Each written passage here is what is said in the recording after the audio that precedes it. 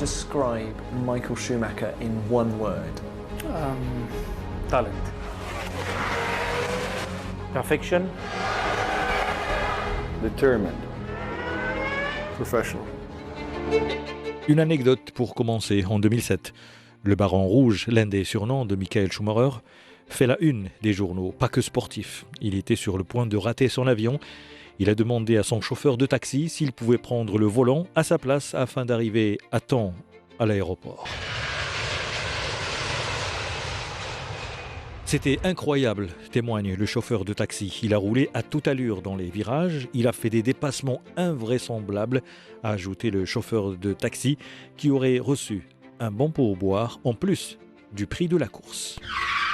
Le petit Michael a 4 ans quand il commence à jouer avec un moteur d'une tondeuse à gazon.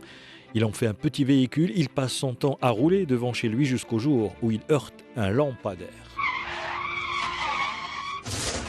Son père, un maçon, décide alors de l'emmener faire du karting dans un club pas loin de la maison.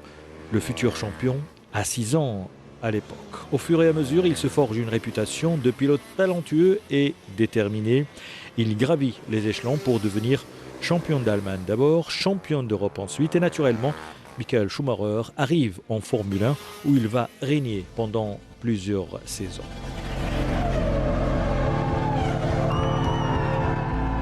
Ses débuts en 1991 en Formule 1, il passe par Jordan, ensuite Benetton pour les premiers titres mondiaux, Ferrari où il explose avant de partir à Mercedes, une première retraite en 2006. Il revient 4 ans plus tard après un accident de moto et puis en 2012 il met un terme à sa carrière avec un très beau palmarès. 7 titres de champion du monde, 91 victoires, 68 pole positions, 155 podiums.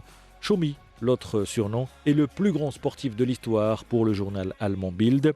Reconnu par ses pairs comme le meilleur pilote, il sera toujours une légende de ce sport selon Lewis Hamilton. Il sera toujours le plus grand pour Sébastien Vettel, le meilleur pilote que je n'ai jamais affronté, dixit Alonso.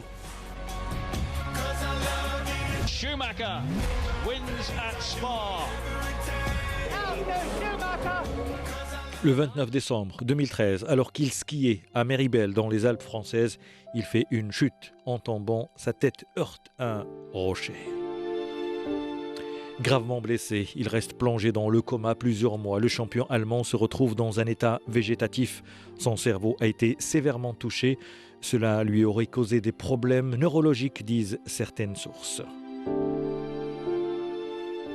Mais depuis, silence radio, ses proches s'assure qu'aucune information ne soit divulguée. Corinna, son épouse, interdit toute visite. Jean Todt, son ancien patron à Ferrari et surtout ami très proche, est l'un des seuls à pouvoir lui rendre visite.